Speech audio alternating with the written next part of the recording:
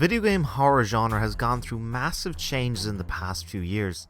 The iconic horror series Resident Evil has diminished with its focus in favour for action, and the popularity of first-person survival horror has gone through the roof, thanks to the likes of Slender, Amnesia and the explosion of playthroughs on YouTube.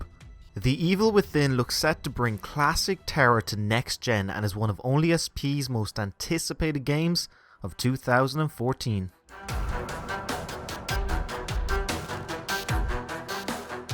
The game was initially revealed back in 2012 under the working title Project ZWEI. I'm not even going to attempt to pronounce that. It gained a huge amount of interest when Shinji Mikami, the creator of Resident Evil, was attached to direct the title with Bethesda Softworks supporting the studio behind it. Interest sparked as to what the title could possibly be, but the studio Tango Gameworks kept quiet. Fast forward to April 15, 2013 and Bethesda Softworks began to release several cryptic teases that were initially mistaken for Fallout 4. On April 19th, the title was officially revealed as The Evil Within and that it would be coming to next gen, current gen and PC.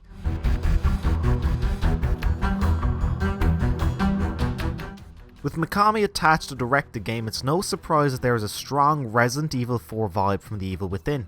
Slow-paced shooting, limited resources and an over-the-shoulder perspective. The game takes a lot of cues from the popular horror game, but there's a lot of features that help make this game stand out in its own. The Evil Within will allow players to shoot and walk at the same time, in an effort to remove the clunky nature from horror games. Weapons can be selected with the D-pad or through a radial menu, and the HUD elements of the game are kept to a minimum. Shinji Mikami is making The Evil Within a representation of pure horror. The monsters look straight out of the iconic horror film John Carpenter's The Thing, and the environments are just as creepy. One scene had the hallways filled with blood that rushes through and nearly drowns the main character.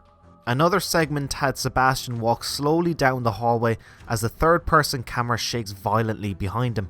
The player is in control, but the tension increases more and more as the player notices blood on the floor and the lights flicker before reaching the end and seeing a bloody corpse in a surgery room that suddenly springs to life with a blood-curdling scream and spawning multiple arms.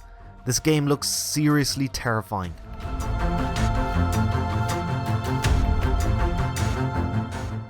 The game starts off with Detective Sebastian Castellanos and his partner investigating a mass murder crime scene. Suddenly, police officers are being killed off one by one at the scene and Sebastian is knocked unconscious. When he wakes up, he finds himself in a terrifying world where death and madness are forever entwined. Sebastian must confront unimaginable horrors, face his fears and solve the mystery behind the evil force.